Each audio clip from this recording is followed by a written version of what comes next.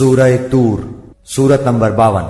شروع کرتا ہوں اللہ تعالی کے نام سے جو بڑا مہربان نہایت رحم والا ہے۔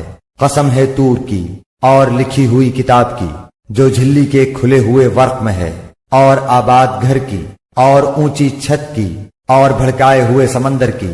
بے شک آپ کے رب کا عذاب ہو کر رہنے والا ہے، اسے کوئی روکنے والا نہیں۔ جس دن آسمان تھر تھرانے لگے گا اور پہاڑ چلنے پھرنے لگیں گے، اس دن جھٹلانے والوں کی پوری خرابی ہے جو اپنی بےہودہ گوئی میں اچھل کود کر رہے ہیں۔ جس دن وہ دھکے دے دے کر آتش جہنم کی طرف لائے جائیں گے، یہی وہ آتش دوزخ ہے جسے تم جھوٹ بتلاتے تھے۔ اب بتاؤ کیا یہ جادو ہے یا تم دیکھتے ہی نہیں ہو؟ جاؤ دوزخ میں، اب تمہارا صبر کرنا اور نہ کرنا تمہارے لیے یکساں ہے، تمہیں فقط تمہارے کیے کا بدلہ دیا جائے گا۔ یقیناً پرہیزگار لوگ جنتوں میں اور نعمتوں میں ہیں جو انہیں ان کے رب نے دے رکھی ہیں، اس پر خوش ہیں، اور ان کے پروردگار نے انہیں جہنم کے عذاب سے بھی بچا لیا ہے۔ تم مزے سے کھاتے پیتے رہو ان اعمال کے بدلے جو تم کرتے تھے، برابر بچھے ہوئے شاندار تختے پر تکیے لگائے ہوئے، اور ہم نے ان کے نکاح بڑی بڑی آنکھوں والی حوروں سے کر دیے ہیں۔ اور جو لوگ ایمان لائے اور ان کی اولاد نے بھی ایمان میں ان کی پیروی کی، ہم ان کی اولاد کو ان تک پہنچا دیں گے اور ان کے اعمال سے ہم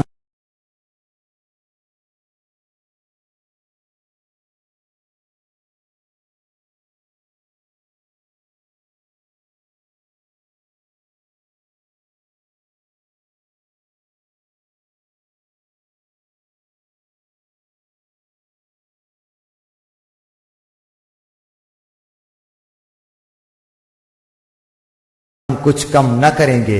ہر شخص اپنے اپنے اعمال کا گروی ہے۔ ہم ان کے لیے میوے اور مرغوب گوشت کی ریل پیل کر دیں گے، خوش طبعی کے ساتھ ایک دوسرے سے جام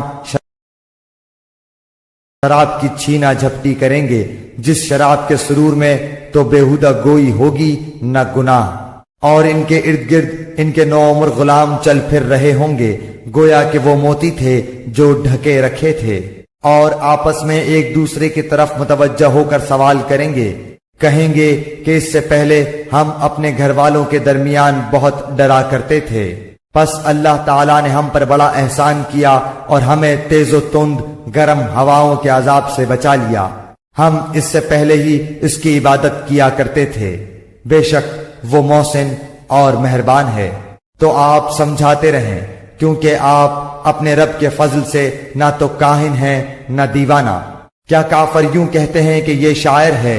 ہم اس پر زمانے کے حوادث یعنی موت کا انتظار کر رہے ہیں۔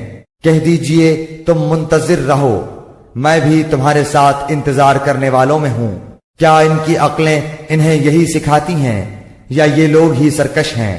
کیا یہ کہتے ہیں کہ اس نبی نے قرآن خود گھڑ لیا ہے؟ واقعہ یہ ہے کہ وہ ایمان نہیں لاتے۔ اچھا اگر یہ سچے ہیں تو بھلا اس جیسی ایک ہی بات یہ بھی تو لے آئیں۔ کیا یہ بغیر کسی پیدا کرنے والے کے خود بخود پیدا ہو گئے ہیں یا یہ خود پیدا کرنے والے ہیں؟ کیا انہوں نے ہی آسمانوں اور زمین کو پیدا کیا ہے؟ بلکہ یہ یقین نہ کرنے والے لوگ ہیں۔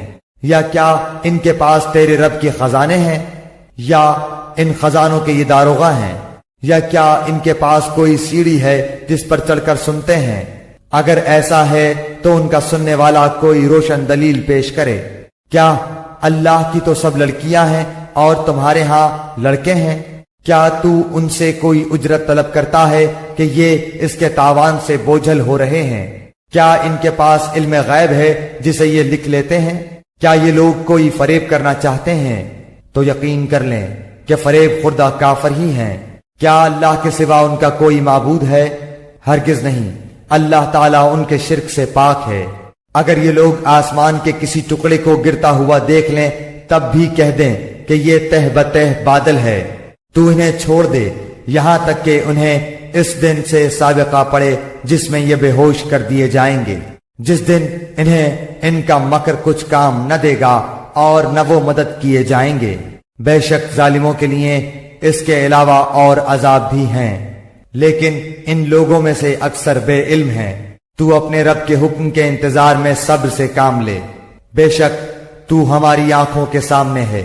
صبح کو جب تو اٹھے اپنے رب کی پاکی اور حمد بیان کر، اور رات کو بھی اس کی تسبیح پڑھ، اور ستاروں کے ڈوبتے وقت بھی۔